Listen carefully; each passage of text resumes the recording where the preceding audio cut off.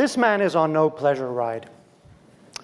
You really don't know whether he's praying, crying, gasping for air, or all of the above. He is riding a freight train known as the Beast, La Bestia in Spanish.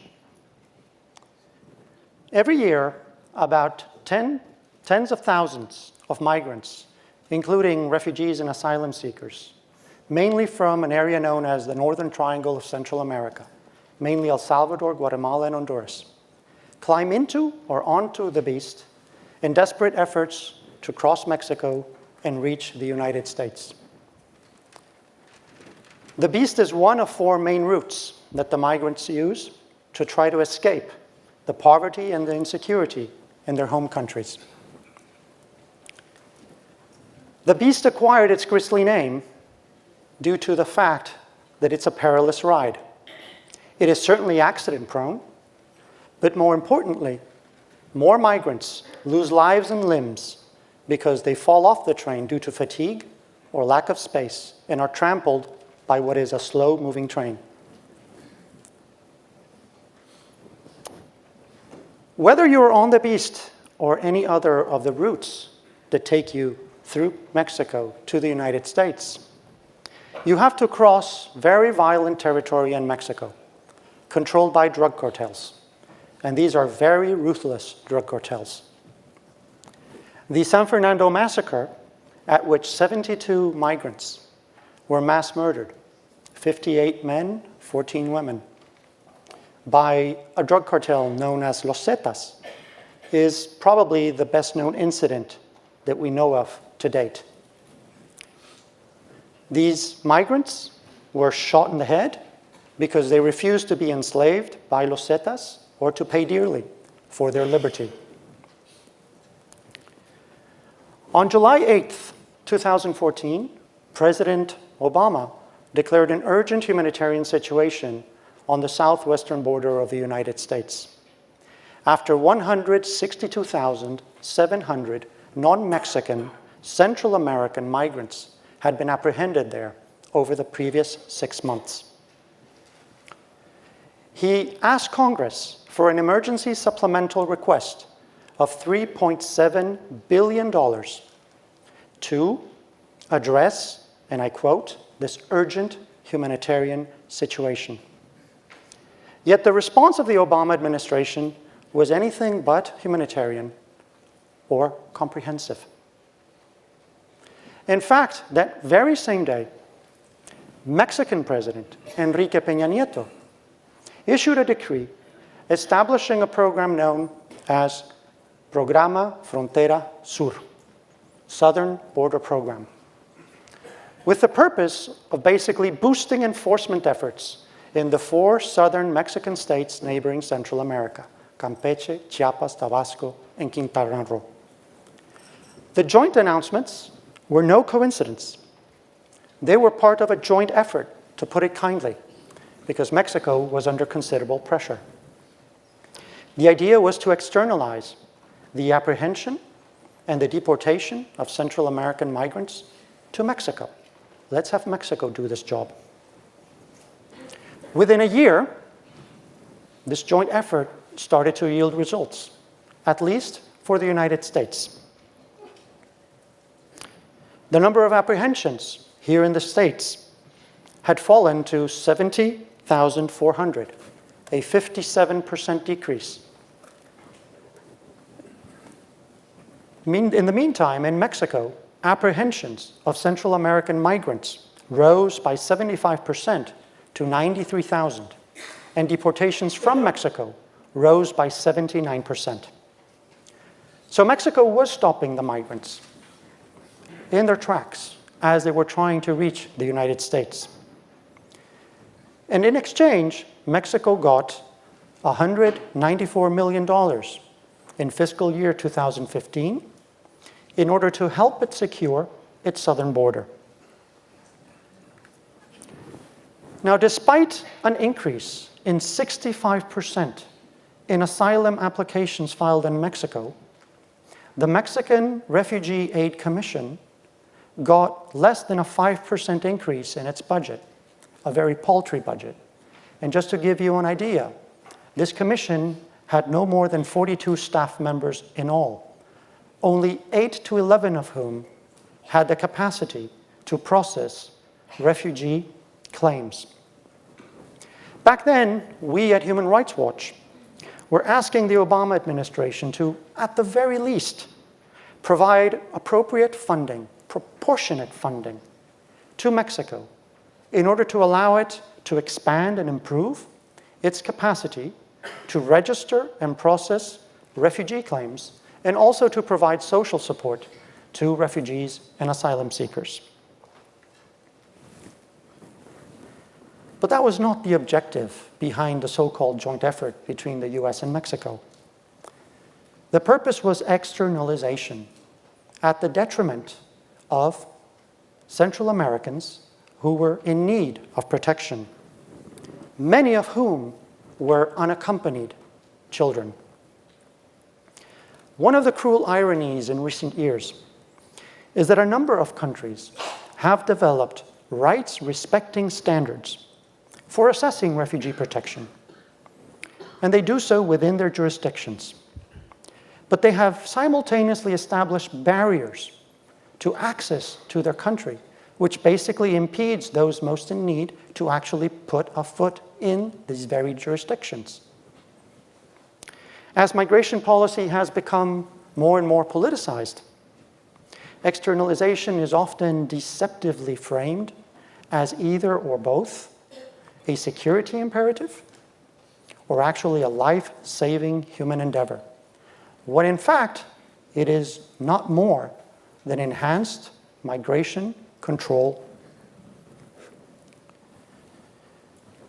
Now, tens of thousands, as I mentioned, tens of thousands of migrants from El Salvador, Guatemala, and Honduras try to reach the US every year. They do not do so from my own country. I come from Costa Rica, which is just a bit further south. And there's a simple reason for this. To be sure, many migrate only for economic reasons. And because of that, they do not necessarily qualify for refugee status or some other protection status that are available. But many, potentially more than half, may be fleeing threats to their lives, meaning that in fact they do have a plausible claim to international protection. In a field study conducted by the United Nations Refugee Agency, UNHCR, they concluded that 58% of unaccompanied or separated children coming from Mexico or Central America who were already in the US were forcibly displaced because they suffered or faced harms that included a potential or actual need for international protection. And in a follow-up study that they conducted, this time in Mexico, with unaccompanied children coming from the Northern Triangle only, they similarly concluded that 48% had fled their home country due to reasons linked to criminal violence and potential persecution. Gang violence is one of the main drivers of forced displacement in the Northern Triangle. And the maras, as the local gangs are known, are the main drivers of crime and violence in the Northern Triangle. Per capita homicide rates in the Northern Triangle are amongst the highest in the world, with El Salvador and Honduras sadly competing for first place in the world for a number of years now. Guatemala ranks a bit lower, but still amongst the 10 deadliest places in the world today, according to figures from the United Nations Office on Drugs and Crime. In fact, if you were to compare homicide rates in El Salvador and Honduras, they are actually higher than the combination of homicide rates plus armed conflict casualty rates in ongoing armed conflicts like Iraq or Afghanistan. This, according to figures, once again, from the United Nations. Now, if solidarity was strained under the Obama administration, the outcome of the US presidential election last year means that regardless of who eventually pays to complete the Mexican border wall, as Paul mentioned yesterday, externalization efforts regarding migrants from Central America are likely only to worsen under the Trump administration. Yet externalization has not been limited to the US. Others have spoken to this, but Australia was also an early practitioner, starting as early as 2001 with the so-called Pacific Solution. By a stroke of the pen, part of the island territories of Australia were excised from the country for law immigration purposes, creating a sort of rights-free zone very similar to Guantanamo, which has proven so convenient for the United States. By 2012, Australia began interdicting and transferring migrants arriving by sea to the islands of Nauru and Manus, where they were held indefinitely. And let me repeat that, indefinitely, under truly appalling conditions. By 2013, Prime Minister Kevin Rudd announced that none, once again, none found to be refugees would be resettled to Australia. And by 2015, Prime Minister Tony Abbott was publicly vaunting the externalization effort of Australia as basically a model to be replicated elsewhere, hiding, of course, the enormous human toll and financial cost associated with it. But in a surprising move, and this is one of the few good moments we had in 2016, the Supreme Court, not of Australia, of Papua New Guinea, declared the off-site processing site in Manus to be unconstitutional and in violation of international obligations. And now Australia is, of course, scrambling to see how it can somehow find new arrangements and how maybe the US might be able to take on some of these refugees.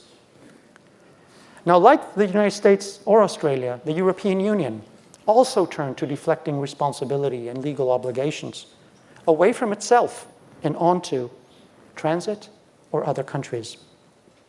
On March 8th, 2016, the European Union provided some financial and political inducements to Turkey in exchange for the so-called EU-Turkey deal that Gerald has already spoken to.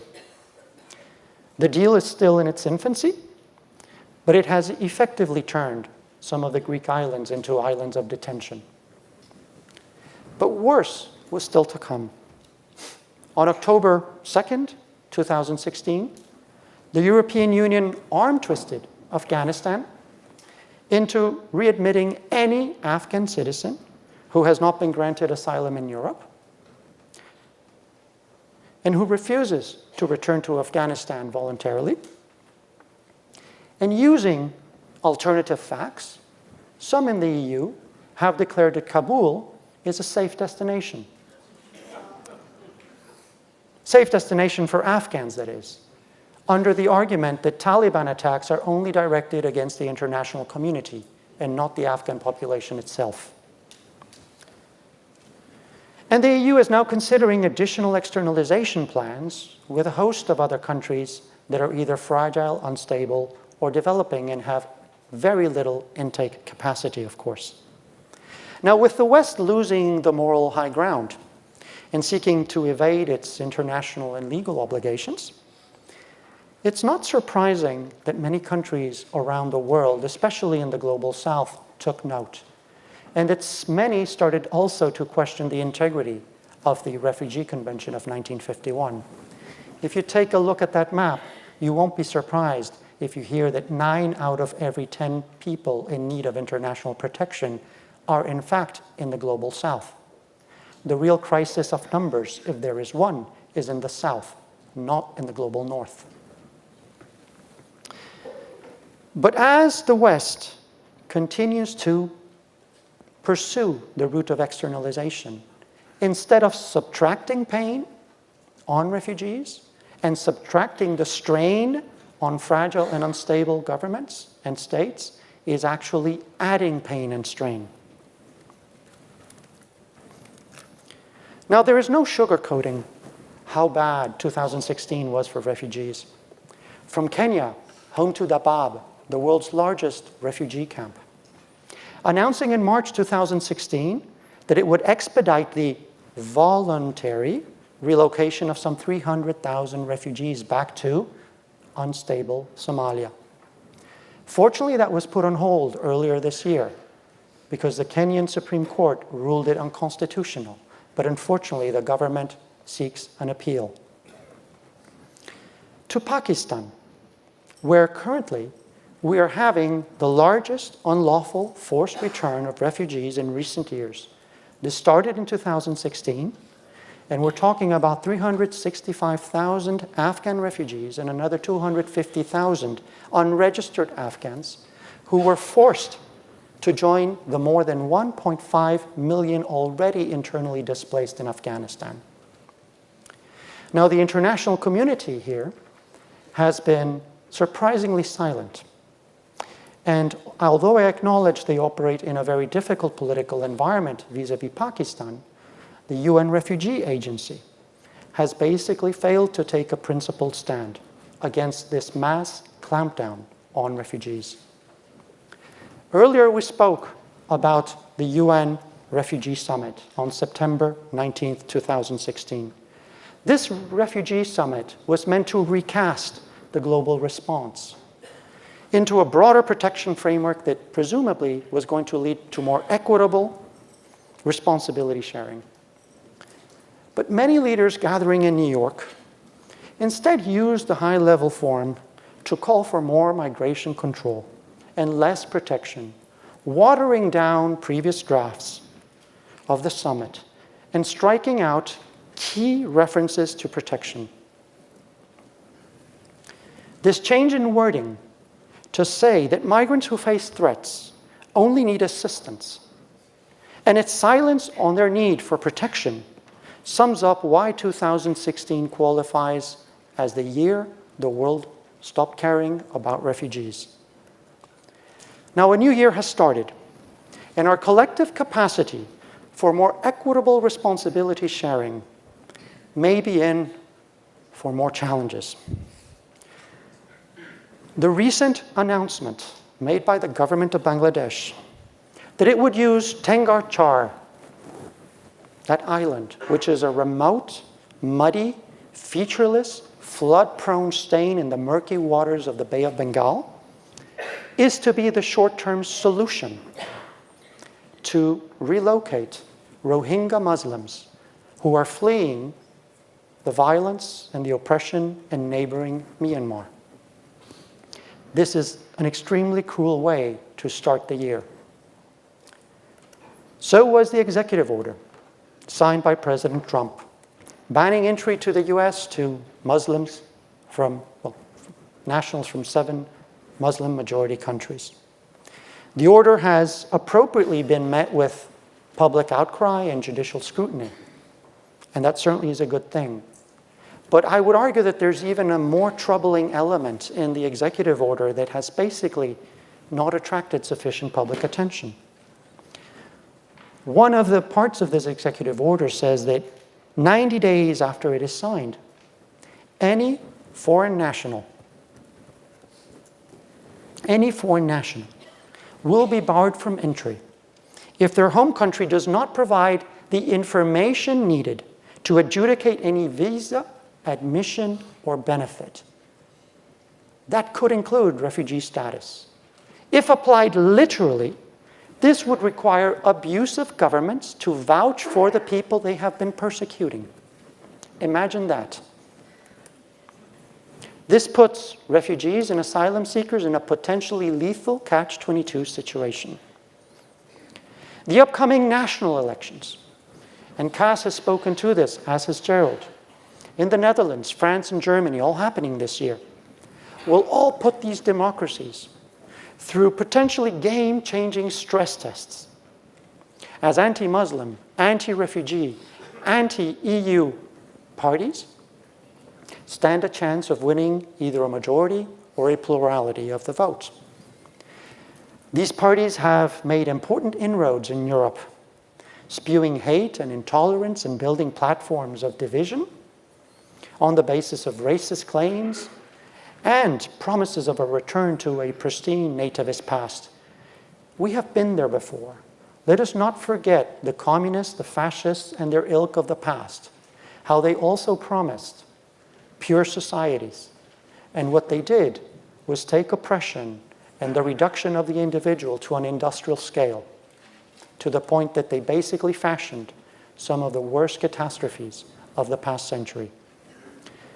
Unfortunately, however, in a metastasis of what one could call demagocracy, too many mainstream politicians in Europe, of left and right, have cowered into silence. Or worse, actually grafted some of the worst narrative of the extremists into their own political narratives, betraying core humanitarian principles and values.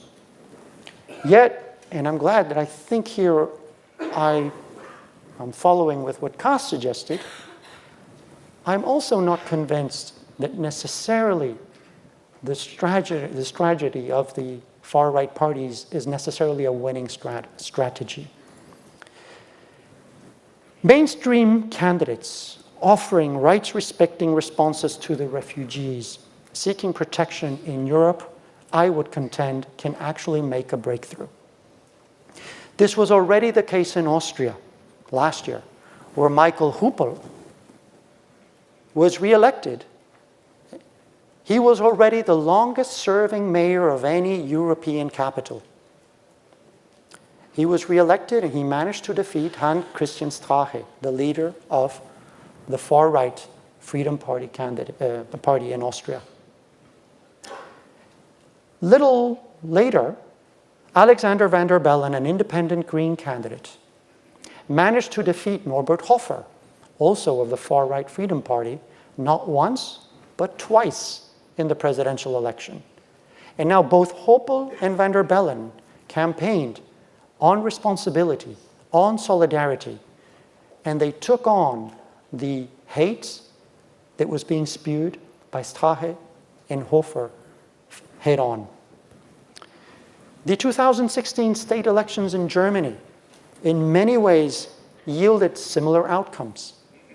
And although there was a rise in the alternative for Germany, in fact, there was not such a great decline in the vote, the collective vote between the CDU, the CSU, the SPD, and the Greens and all, for basically a still inviting environment into Germany. And here in the US, let us not forget that it was not the fearmonger that won the popular vote. And there is also the chance and hope that leaders like Angela Merkel, Chancellor of Germany, the new UN Secretary General, Antonio Guterres, the Prime Minister of Canada, Justin Trudeau, and others will continue to publicly and hopefully forcibly respond to the fear-mongering and scapegoating of refugees that has become a staple of the demagogues and unfortunately too many mainstream politicians. And last but not least, there is of course the hope that people like you will mobilize here and everywhere to make a difference and ensure that the integrity of the Refugee Convention survives the perfect storm that is buffeting its foundations. Thank you very much.